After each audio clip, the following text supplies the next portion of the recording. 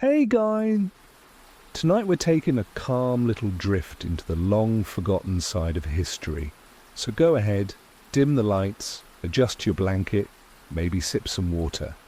This isn't a story about Julius Caesar stabbing or Napoleon being short, or not short, depending on who you ask. No. This is about the empires that didn't exactly crash and burn, they just sort of quietly wandered off stage. Think of it like the civilizations that ghosted the world. They didn't go down in a blaze of swords and glory. They just stopped texting back.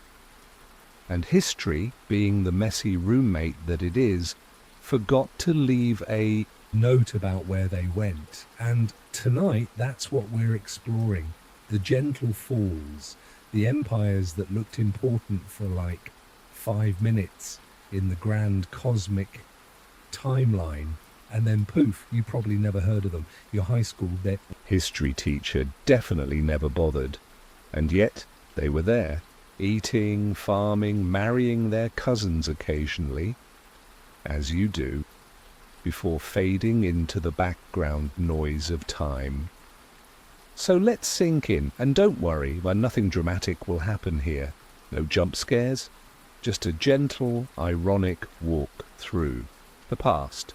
We'll start with one of my favorites, the Indus Valley Civilization. You might not know the name.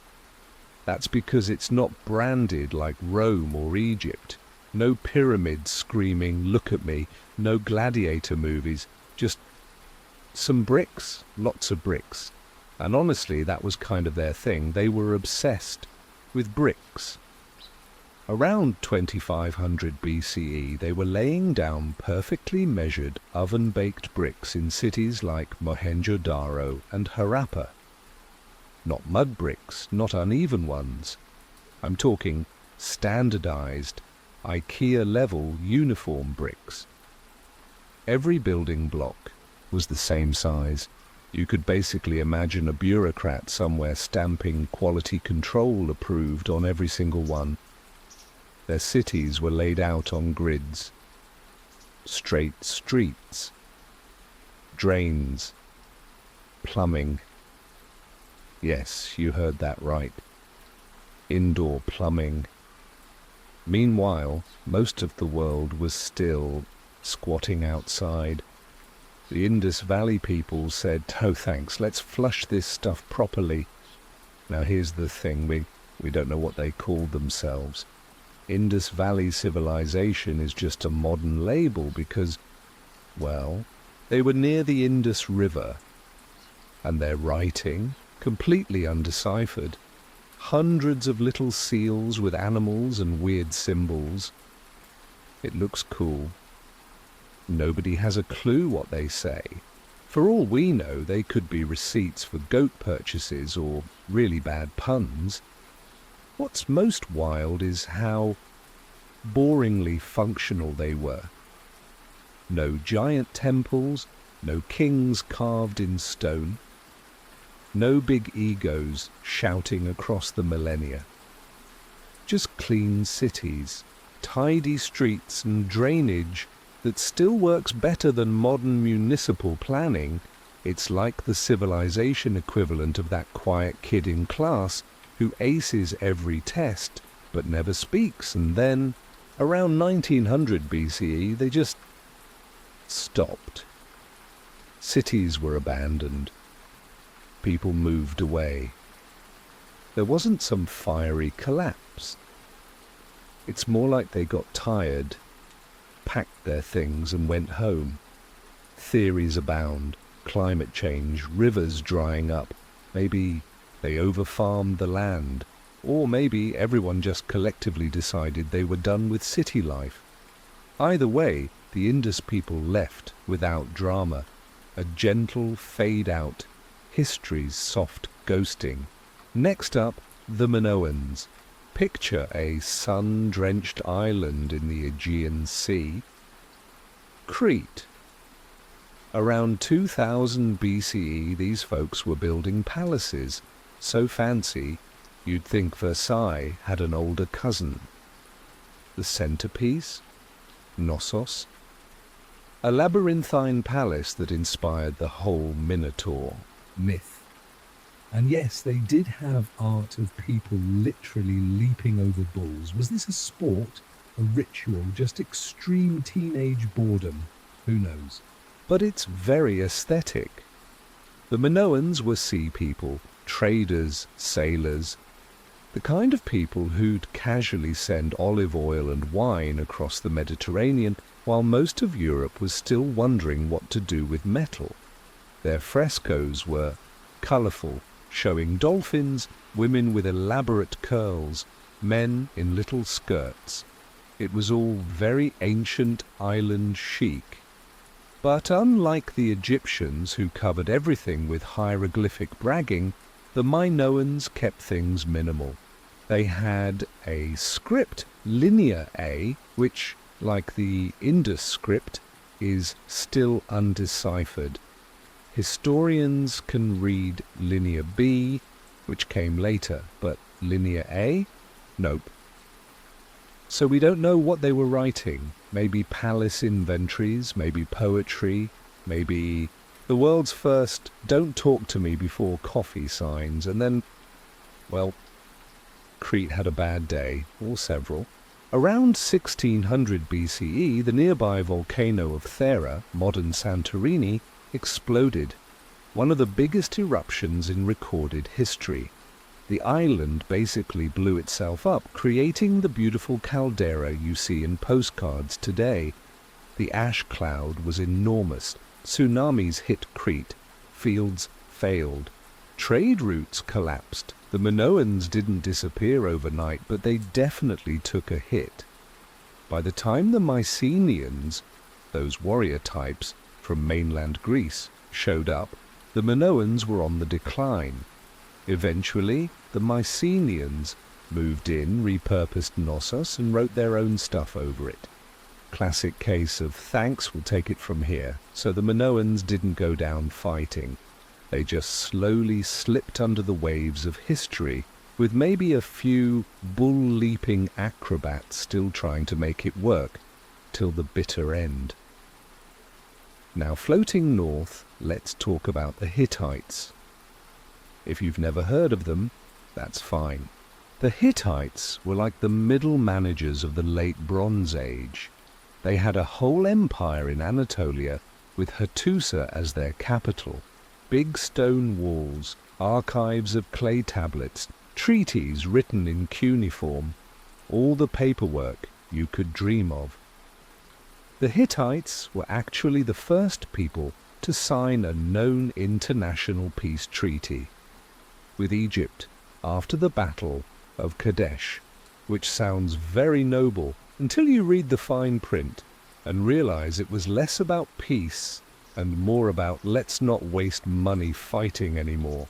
Very on brand. They were also among the first to really work with iron, which should have made them legends, but the thing is, they weren't flashy.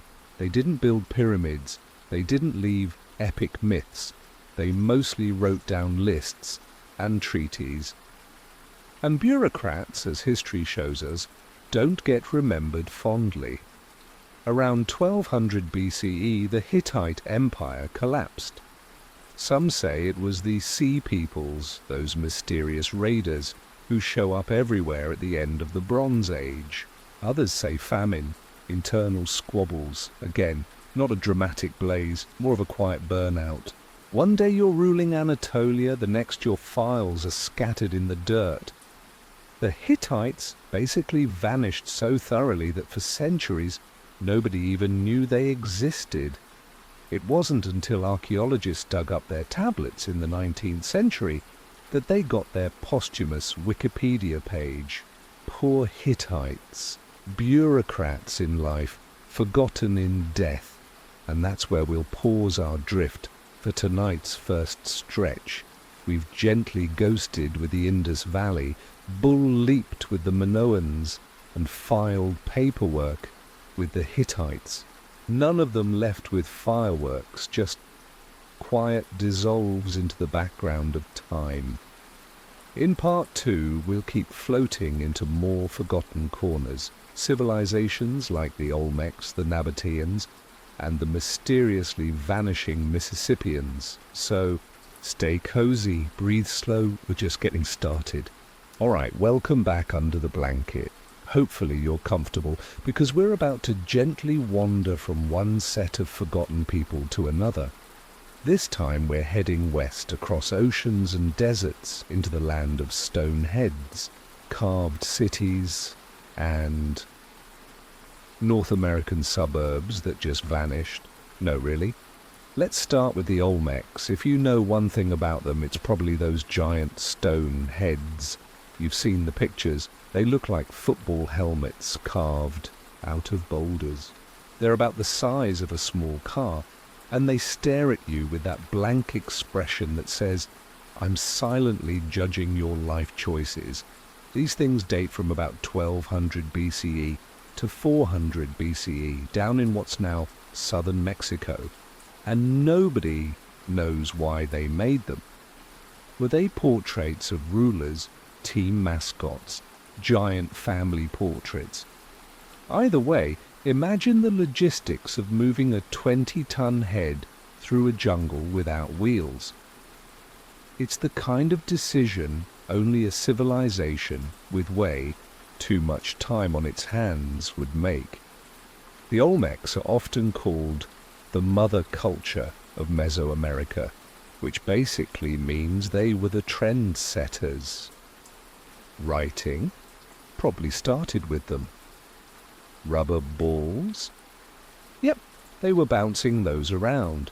Calendars, gods, jaguar worship, all things that later Mayans and Aztecs would pick up, remix, and take way more credit for, but the Olmecs themselves, they didn't last. Around 400 BCE, their cities were abandoned, not conquered, not set on fire, just left. Maybe rivers shifted, maybe floods got too much, maybe they just got tired of carving stone heads and decided this isn't fun anymore. Their decline was so quiet that when the Aztecs showed up much later, they had no idea the Olmecs had even been there. The colossal heads were just sitting in the jungle, like surprise. History basically misplaced them until modern archaeologists stumbled upon them again. So yeah, the Olmecs didn't exactly go out with a bang. More like they shrugged, put down their chisels, and went home for dinner. Now, drifting eastward into the deserts of Jordan, we meet the Nabateans. If you've ever seen the movie Indiana Jones and the Last Crusade, you've seen their work. That gorgeous carved facade in Petra, the treasury, is theirs. The Nabateans were around from about the 4th century BCE to the 2nd century CE, and their thing was carving entire cities into rock faces, because why build with bricks when you can just hack directly into a cliff? They were originally nomads, but then they discovered that controlling trade routes made you rich, especially the spice trade. They basically said, if you want your cinnamon and frankincense, you're going to pay us tolls. It was the ancient world's version of setting up a Starbucks on every corner and charging $5 for something that costs 50 cents. Petra became their capital, hidden in a canyon full of tombs, temples, and water channels that showed off just how good they were at engineering in the desert. They had cisterns, aqueducts, and secret water storage. All in all, they were desert survival pros. But here's the thing. The Nabateans were also very private. They didn't leave a lot of writing about themselves, no long epic histories, no this is who we were, just carvings, tombs, and coins, which means historians are stuck, piecing together their story like an unsolvable puzzle. And eventually, the Romans showed up. Of course they did. Around 106 CE, The Nabatean kingdom got absorbed into the Roman Empire. And the Nabateans, they didn't fight much, they just merged, became Roman citizens, and quietly stopped being their own thing. Petra itself was later abandoned, partly because trade routes shifted, and partly because, honestly, if you're a Roman emperor, Petra is just a provincial backwater. By the Middle Ages, locals thought the site was haunted, which is kind of fair. A whole stone-carved city sitting empty in the desert does have spooky Airbnb vibes, so the Nabateans too just faded away. They left gorgeous architecture, but not much else. A civilization that wanted to be forgotten. And history was more than happy to oblige. Now let's float over to North America, where a civilization most people never hear about quietly thrived, and then walked off stage. The Mississippians. Not to be confused with the modern state, though yes, they were centered around the Mississippi River and its tributaries. From about 800 CE to 1600 CE, they built enormous earthen mounds. Some were flat-topped platforms for temples or homes, others were burial sites. Think of it like pyramid building, but with dirt instead of stone. Their biggest city was Cahokia, near modern St. Louis. At its peak, Cahokia had tens of thousands of people, more than London at the same time. And it was organized. There were central plazas, wooden stockades, giant mounds carefully aligned with the sun. They even had Woodhenge. Yes, like Stonehenge, but made out of wooden posts. Perfect for solstice parties, I guess. But for all their scale, the Mississippians didn't leave written records. What we know comes from archaeology and accounts of later European explorers who stumbled upon the remnants. And here's where the quiet vanishing comes in. By the time Europeans really got into the region, Cahokia and other mound centers were abandoned. Nobody was home. The people had dispersed into smaller groups, ancestors of later tribes. But the big city life? Gone. Why? Well, theories again. Climate shifts, droughts, resource depletion, maybe disease even before Europeans arrived. Or maybe, once the centralized religious and political structures got shaky, people just walked away. It wasn't sustainable, so now, when you drive near St. Louis, you'll pass Cahokia mounds, big grassy humps in the landscape. And unless you stop to read the signs, you'd never know a massive city once stood there. Another ghost city. Another fade out, so in this leg of our trip, we've seen civilizations obsessed with carving giant heads, carving entire mountains, and carving up river valleys with dirt mounds. And all of them? They didn't blow up in some epic war. They just left, faded, merged, moved on. The Olmecs left heads in jungles. The Nabateans left a city in the desert. The Mississippians left grassy mounds, and the rest of us are left scratching our heads, wondering why. In part 3, we'll keep drifting further, to the Etruscans, who inspired Rome, but got totally overshadowed. The mysterious kingdom of Axum, who traded across seas but then shut the door. And the Khmer Empire, who built Angkor Wat but couldn't keep the lights on, so breathe, relax. The night is still long, and history's quiet failures are always waiting. We've already walked past stone heads, desert carvings and empty mounds. Now we'll keep the drift going into the people who helped Rome become Rome but got no credit. A kingdom that literally closed its doors on the world, and a southeast Asian empire that built the world's largest temple, then lost interest in maintaining it. Let's start in Italy, before Rome became Rome. The Etruscans, they lived in central Italy around Tuscany, from about 800 BCE onward. And if you're wondering why Tuscany is called Tuscany, yep, that's them. For a while, the Etruscans were the power in the region. Fancy tombs, advanced art, metalwork, ships, trade with Greeks and Phoenicians. They had it all going. They were also annoyingly sophisticated for their neighbours. They built cities on hills with walls, designed roads, had fancy temples, and even introduced the Romans to gladiatorial games. That's right, Rome's most famous blood sport? Borrowed. Thanks, Etruscans. Oh, and the Romans didn't just borrow entertainment. They basically raided the entire Etruscan cultural starter pack. Their religious rituals, their alphabet, even architectural tricks like arches, all of it filtered through the Etruscans. Rome was basically that one kid in school who copies your homework and then somehow gets all the praise. But here's the thing. The Etruscans never quite united. They were a collection of city-states. Sometimes they teamed up, sometimes they didn't. And Rome, that pesky little village on the Tiber, just kept growing.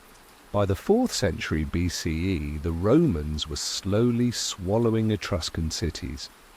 By the 1st century BCE, the Etruscans weren't even a thing anymore.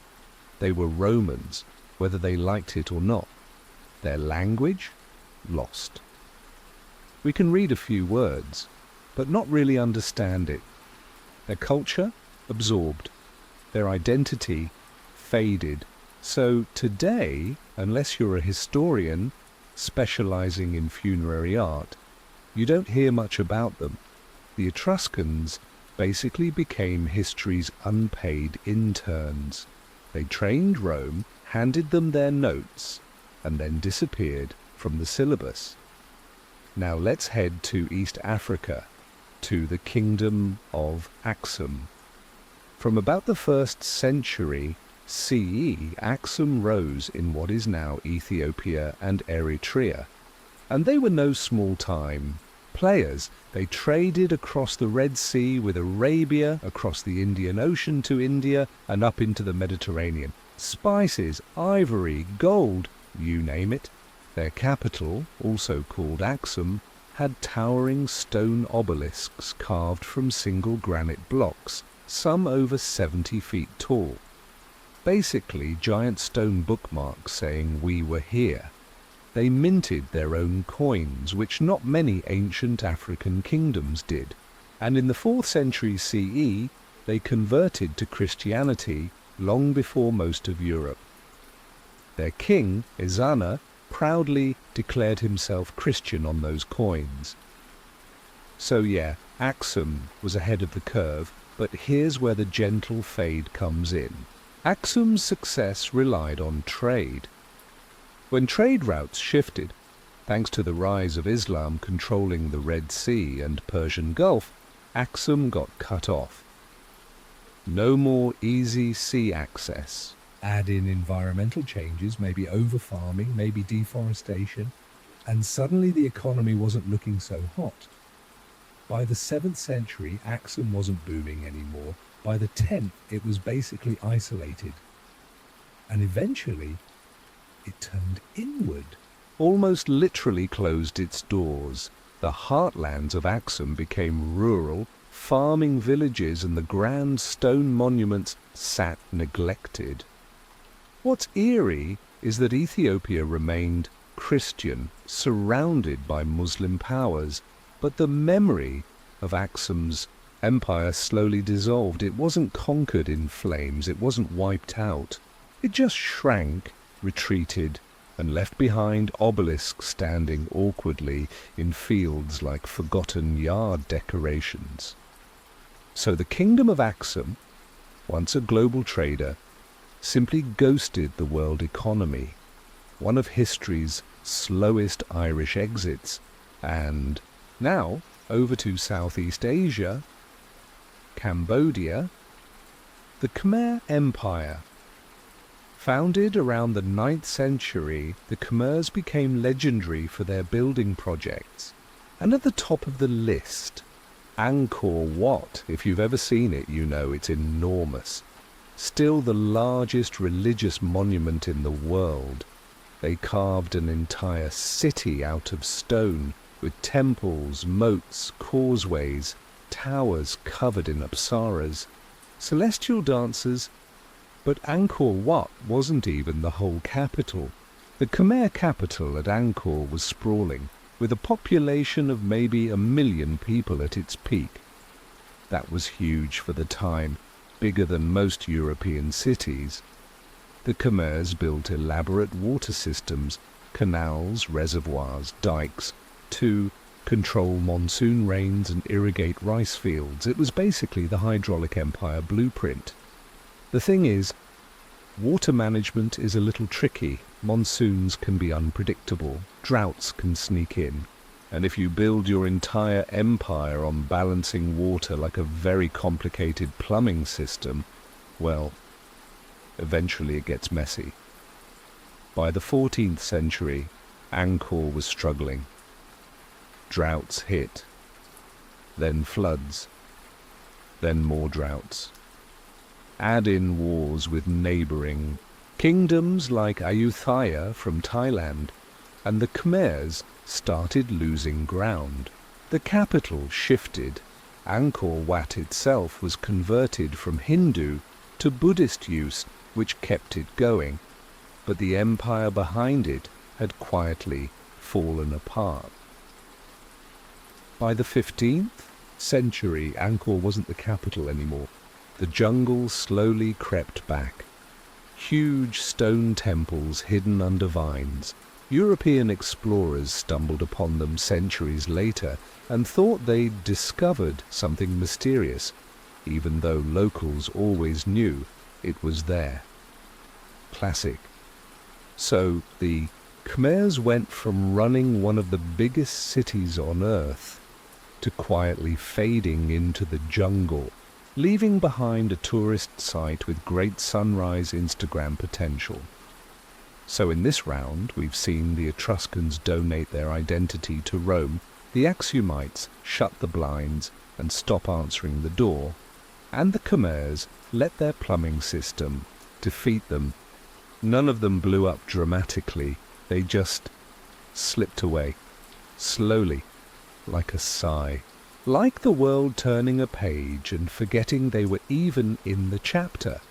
And in part 4, we'll keep sliding along this quiet theme, drifting into the Sogdians, who were Silk Road middlemen that history erased. The Polynesian societies that abandoned their massive statues, and the Goths, who went from terrorizing Rome to disappearing into the footnotes. So keep breathing easy. We're still only somewhere in the middle of history's soft fade-outs.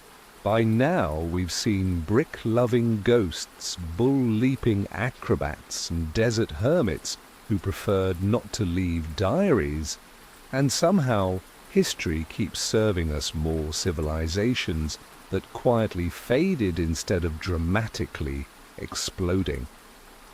This time we'll stroll with some merchants who ran the Silk Road but didn't bother branding themselves, an island society that hauled massive stone statues around before deciding, never mind, and some barbarians who scared Rome silly and then evaporated into the background. Let's start with the Sogdians. If you've never heard of them, congratulations, you're in the majority.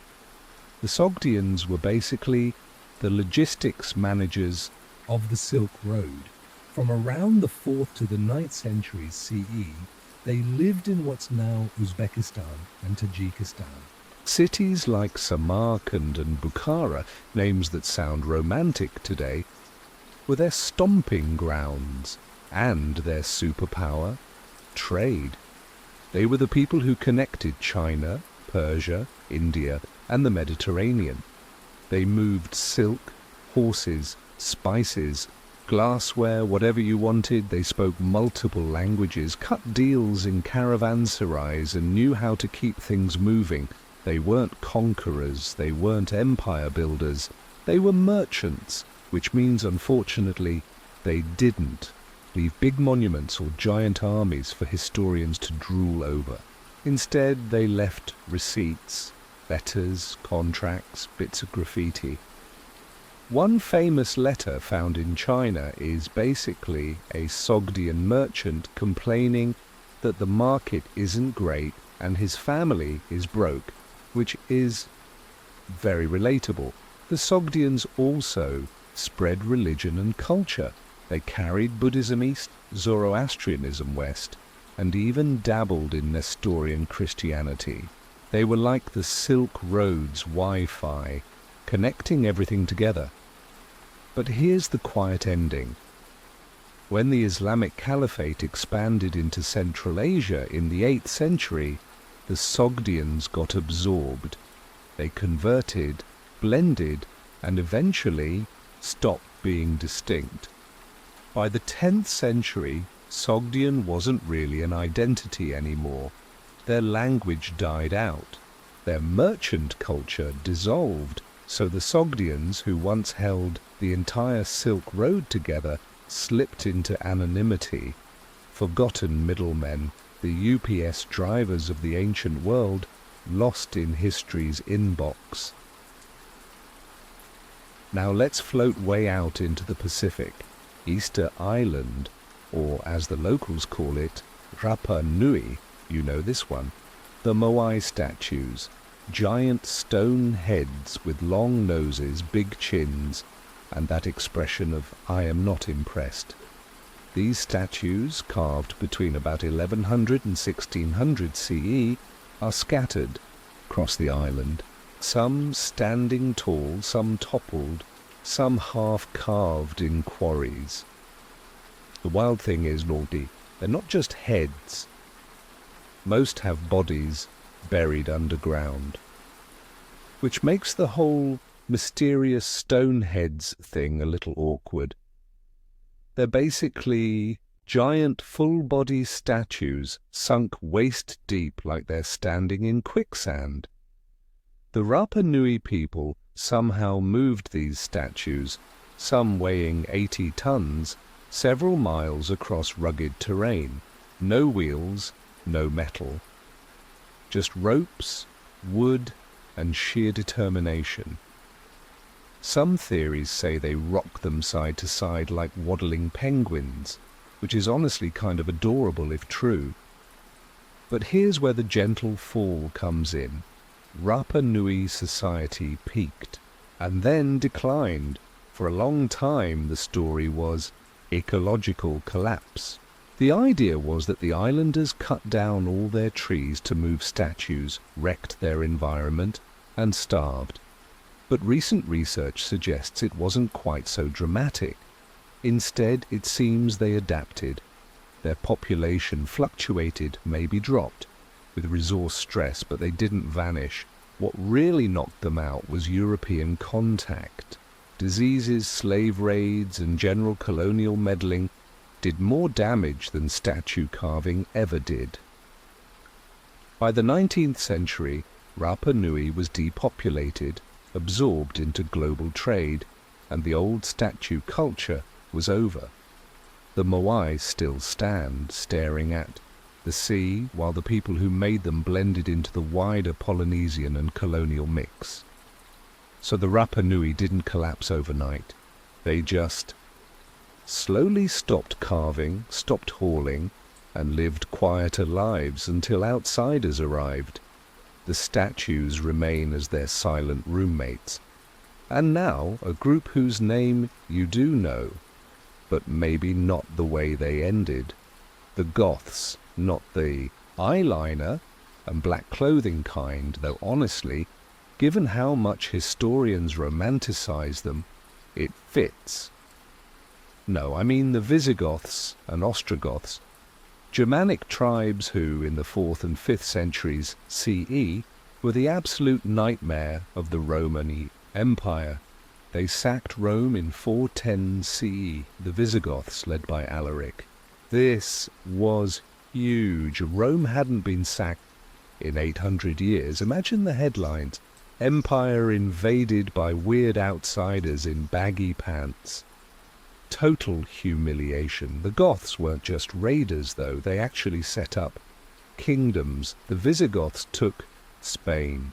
The Ostrogoths took Italy. They were rulers, lawgivers, even patrons of art. They adopted Christianity, Arian Christianity, technically, which annoyed the Catholic majority, but still they tried. But here's the thing, the Goths didn't last. In Spain, the Visigothic kingdom was wiped out by the Muslim Umayyad conquest in 711 CE. Poof! Gone in one battle, pretty much. In Italy, the Ostrogoths fell to Justinian's Byzantine reconquest in the 6th century. After that, Goth wasn't a people anymore. They were just absorbed. The irony? Their name survived, but attached to completely different things. Medieval cathedrals got called Gothic, not because the Goths built them, but because later critics thought the style was barbaric. And centuries later, teenagers in black lipstick claimed the label again. Meanwhile, the actual Goths were long gone, sipping into historical oblivion, so the Goths went from terrorizing Rome to being fashion inspiration. Quite the career arc. And another soft exit from the stage. So here, in this leg of the story, we've watched the Sogdians vanish into paperwork, the Rapa Nui leave behind silent statues, and the Goths retire into architecture nicknames.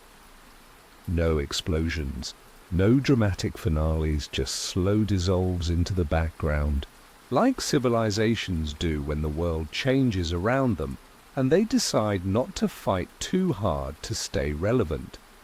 In Part 5, we'll meander further into the forgotten kingdoms of Nubia along the Nile, the mysterious Tartessos of Iberia, and the Guptas of India, who managed a golden age and then just left the party. So stay cozy.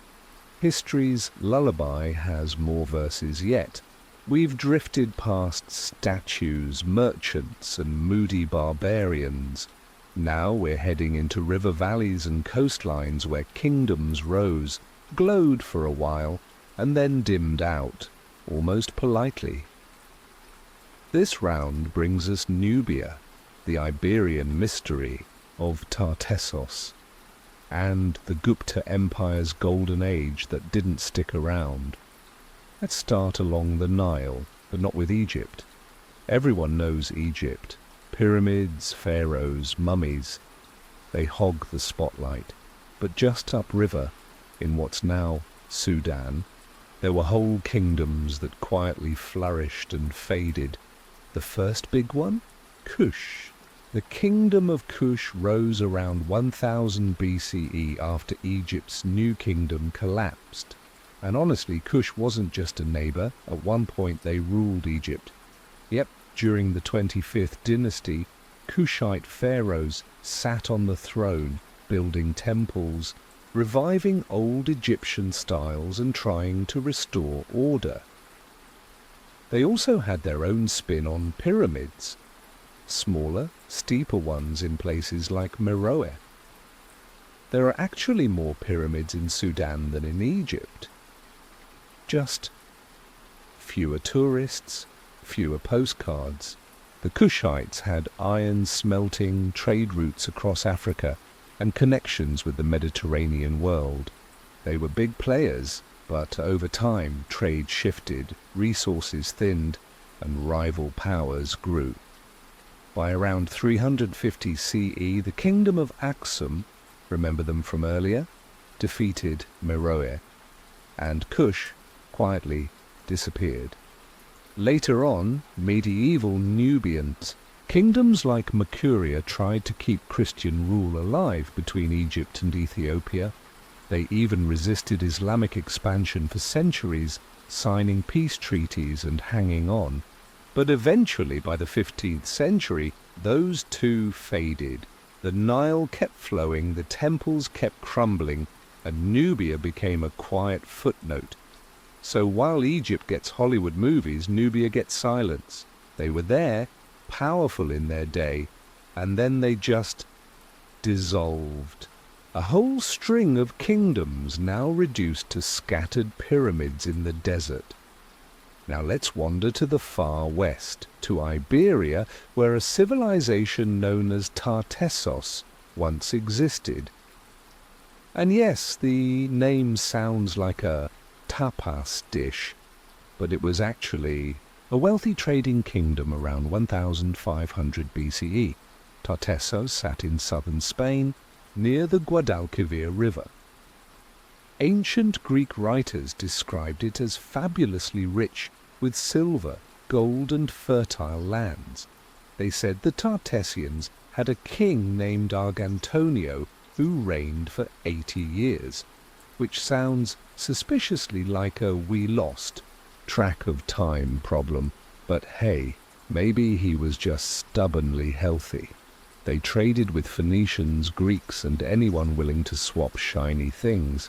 Their culture mixed local Iberian traditions with outside influences. They had writing, art, and urban centres. Basically, a Mediterranean player before Spain was even Spain. And then, nothing. By the 5th century BCE, Tartessos disappears. From the record, poof. No dramatic invasion, no epic collapse, just silence. Scholars still argue whether they were destroyed by Carthaginians, absorbed into other Iberian tribes, or simply shifted and rebranded under a new name. All that's left are scattered archaeological sites and confusing references in Greek texts. Tartessos is basically history's missing page, and you can see where it was torn out, but not what was written on it. Another polite exit with no clear explanation. And now let's drift to India, where the Gupta Empire shines briefly, like a candle flickering bright before going out. The Guptas rose in the 4th century CE, creating what's often called India's Golden Age. Under rulers like Chandragupta I and Samudragupta, the empire expanded, prospered, and produced a cultural bloom that historians love to gush about. Mathematics? This is when the concept of zero was refined and popularized. Sanskrit literature, poetry, drama, and epics flourished. Science, astronomy, medicine all advanced. If you've ever heard someone brag about India's ancient achievements in math and medicine, chances are they're talking about the Gupta period. The empire was stable, relatively peaceful, and culturally dazzling. Think of it as the chill, intellectual moment of classical India. But golden ages are fragile. Invasions from the north, especially by the Hunas, kind of like the Central Asian Huns' cousins, put pressure on the borders.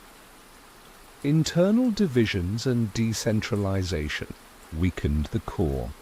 By the 6th century, the Guptas were no longer holding things together. What's striking is that the culture they fostered survived. Hinduism, Sanskrit, scientific traditions all carried on, but the political framework melted away. The Gupta name itself faded. The empire crumbled not in a fiery blaze, but in a slow fracturing. So the Guptas gave the world a golden age, and then quietly left the room, like someone hosting a brilliant dinner party, cleaning up the plates, and then just never inviting anyone over again.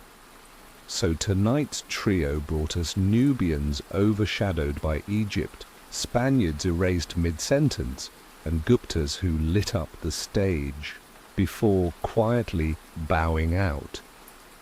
All of them remind us history isn't just about who conquered whom. Sometimes it's about who politely exited left a few traces and got forgotten by the louder neighbours. And in part 6 we'll keep the soft parade going to the Abbasids, who burned bright in Baghdad before drifting apart, the Srivijaya of Indonesia, who commanded seas before vanishing, and the mysterious ancestral Puebloans who left cliff dwellings behind. So take another slow breath. The night and the forgotten past still stretches ahead. We've drifted from Nubia to Spain to India, and now the road curves east and west at once. Tonight we'll settle in with the Abbasid Caliphate, the watery world of Srivijaya in Indonesia, and the cliff-dwelling silence of the ancestral Puebloans. These weren't footnotes when they thrived. They were centres of culture, power and trade. But like all the others, they learned the quiet art of fading away. Let's start with the Abbasids. Born in 750 CE after toppling the Umayyads, the Abbasids set up shop in Baghdad, and Baghdad, well, it became the place to be. Imagine the ultimate intellectual hotspot of the Middle Ages. Libraries, poets, astronomers, mathematicians, philosophers, all packed into one city by the Tigris. The Abbasids didn't just conquer, they curated. They created the House of Wisdom, which sounds like a fantasy novel but was really a massive translation center and library. Greek texts, Persian ideas, Indian mathematics, all poured in, translated into Arabic, and then spread back out to the world. Basically, they were the middlemen of human knowledge. This is the period when algebra took shape, when medical texts flourished, when people were busy mapping the stars and debating philosophy late into the night. If you like coffeehouse intellectual vibes, 9th century Baghdad was your scene. But like all our empires tonight, the Abbasids had longevity issues. Their rule stretched over centuries, but the actual power of the caliphs started thinning early. Regional governors broke away, rival dynasties popped up, and Baghdad became more symbol than substance. And then, in 1258, the Mongols came knocking. Well, not knocking, more like knocking down. Baghdad was sacked, libraries destroyed, scholars killed. It was one of history's darker so much for that golden age moments. The Abbasid line limped on in Cairo under Mamluk protection, but by then it was mostly ceremonial. So, from dazzling capital of the world to remember when? Footnote. Baghdad had shone too bright, and then burned out. Now let's sail far, southeast, into the waters around modern Indonesia. Here, between the 7th and 13th centuries, Srivijaya thrived, though you've probably never heard of it. Srivijaya wasn't a land empire. It was a maritime power controlling trade routes through the Strait of Malacca, one of the busiest shipping lanes then and now. Think toll booth with boats. If you wanted spices, silk, or anything passing between India and China, chances are Srivijaya took a cut. Their capital, Palembang, was described by travellers as a city of canals, monks and markets. Buddhism flourished under their patronage. Chinese pilgrims stopped there on their way to India. Ships from across Asia docked at their ports. It was a quiet dominance. No flashy monuments like pyramids or colosseums, but steady control of commerce. A kingdom built on water. But like water, it slipped away. By the 11th century, rival powers chipped at their dominance. The Cholas from South India launched naval raids. Regional competitors like Majapahit rose. Trade shifted, alliances fractured. By the 13th century, Srivijaya was just another fading name in the tide of history. All that's left are scattered ruins, and inscriptions. The canals silted, the ports went quiet, and the world forgot there was once an empire of the seas. And finally, let's cross to North America, to the high deserts and canyons of the Southwest.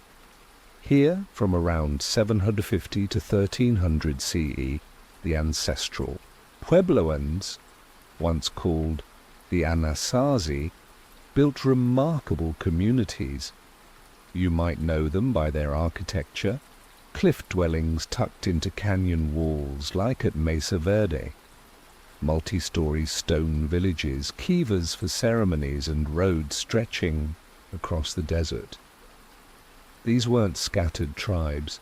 They were organized, trading, farming societies with wide networks. Their homes were ingenious, cliff palaces that stayed cool in summer, warm in winter, defensive but also communal. Imagine entire villages carved into rock faces, ladders pulled. Up at night, fires glowing against the canyon walls. And then, around 1300, they were gone. Not in a single day, but gradually.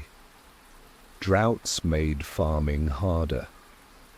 Conflicts grew, populations thinned, and communities moved south and east, blending into what would become Hopi, Zuni, and other Pueblo cultures. The cliff dwellings were abandoned, left to silence. Today they look like empty shells against sandstone cliffs, echoes of a society that thrived, then quietly chose to leave. So in this round, we've had Baghdad's brilliance fading under Mongol fire, an Indonesian sea kingdom slipping beneath the tides, and desert dwellings left behind like forgotten postcards.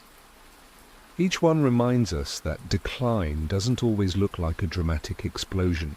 Sometimes it's a quiet fade, a shift in trade winds, a drought, a library closed, a village emptied. And in part 7 we'll wander into yet more fading lights, Byzantium's endless decline, the Khmer's jungle ruins, and the ghostly Mississippian mounds. So keep resting, keep drifting. History still has a few more half-forgotten stories to whisper before the night is through. By now you've probably noticed a theme. Civilizations rarely die with a bang. They unravel with sighs, shrugs, and slow retreats.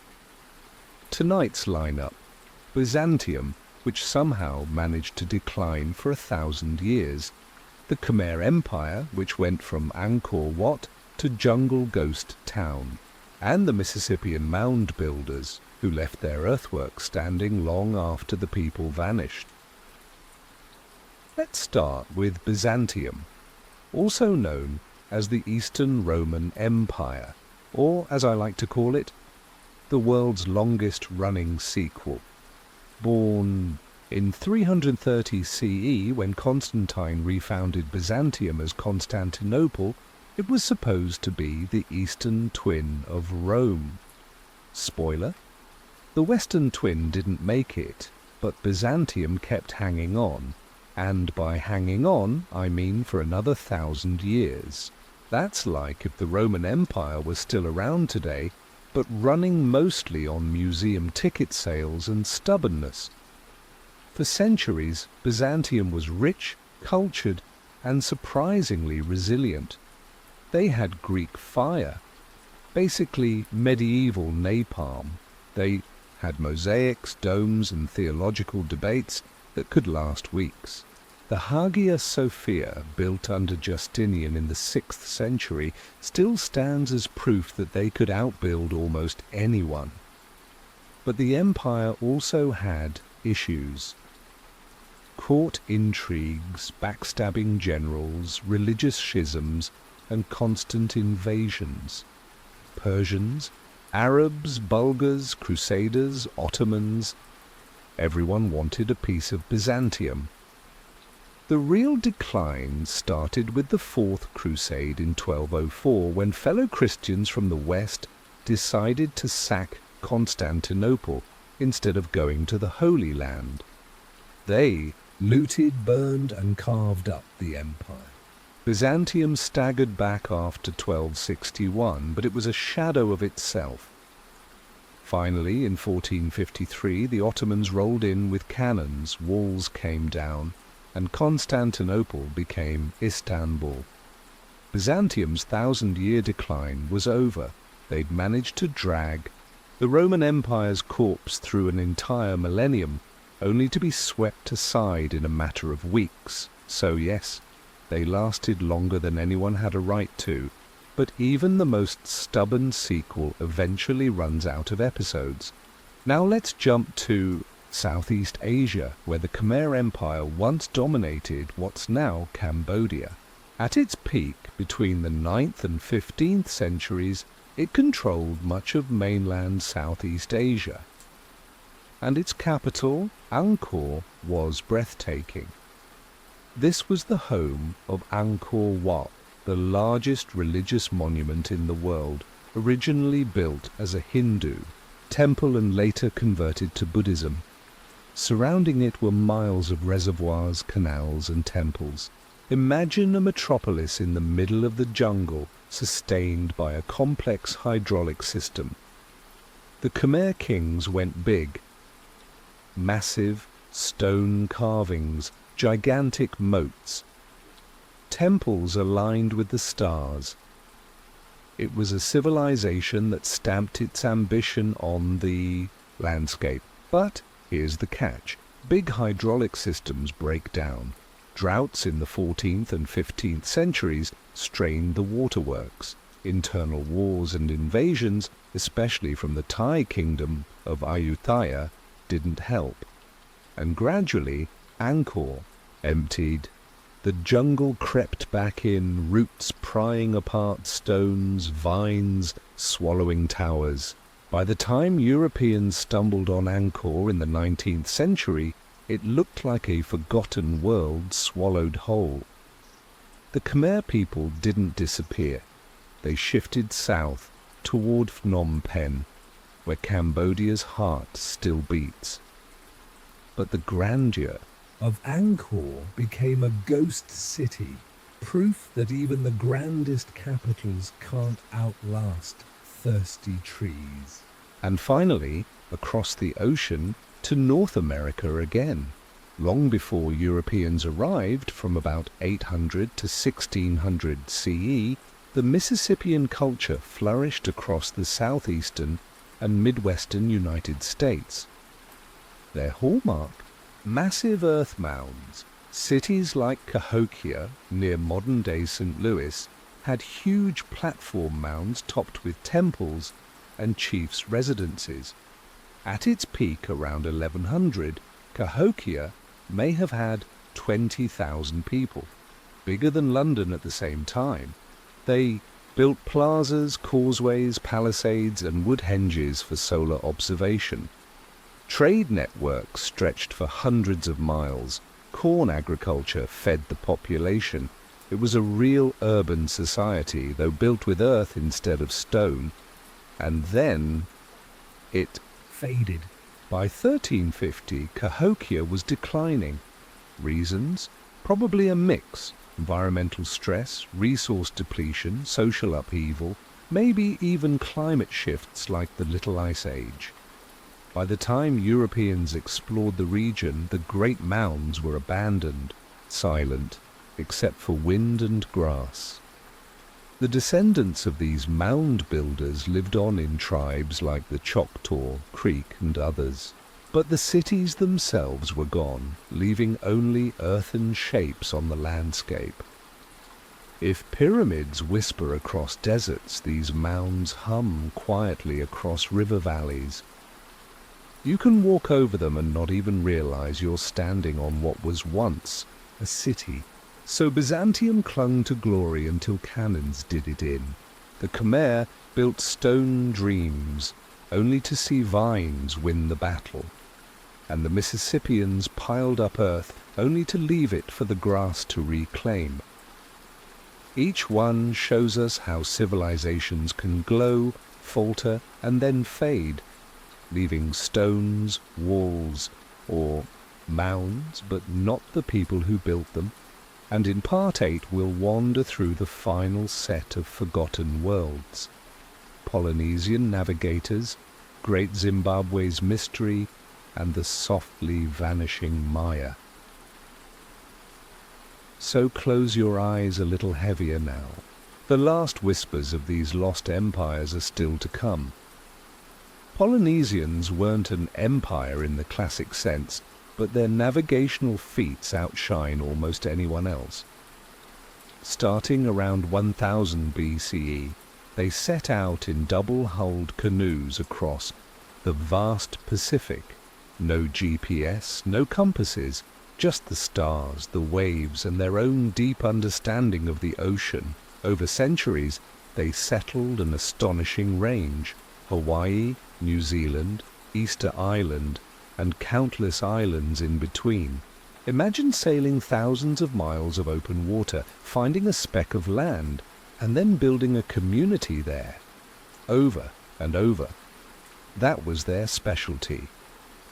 Polynesian societies varied from the warrior culture of Hawaii to the monumental statues of Easter Island to the complex traditions of New Zealand's Maori. They adapted to isolated environments, turning islands into small worlds of their own. But isolation cuts both ways. Some islands couldn't sustain large populations. Overfishing, deforestation, or shifting trade winds strained fragile ecosystems.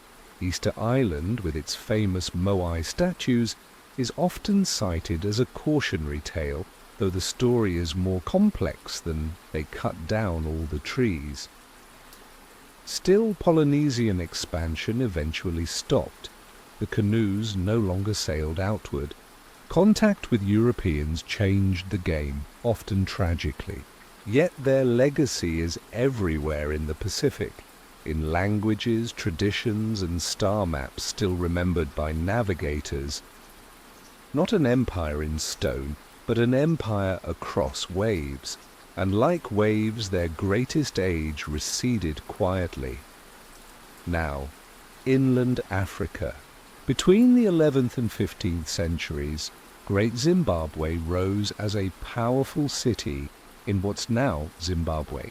Its stone walls still stand, massive, curving, mortarless constructions that housed thousands of people.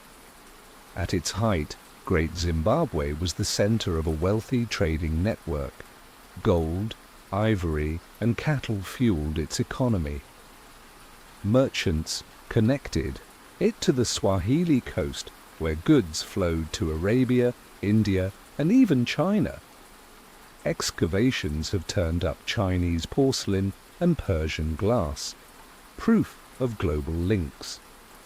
The architecture is striking. Huge stone enclosures, towers, and passageways. It was unlike anything else in sub-Saharan Africa at the time, and then, around the 15th century, it was abandoned. Why?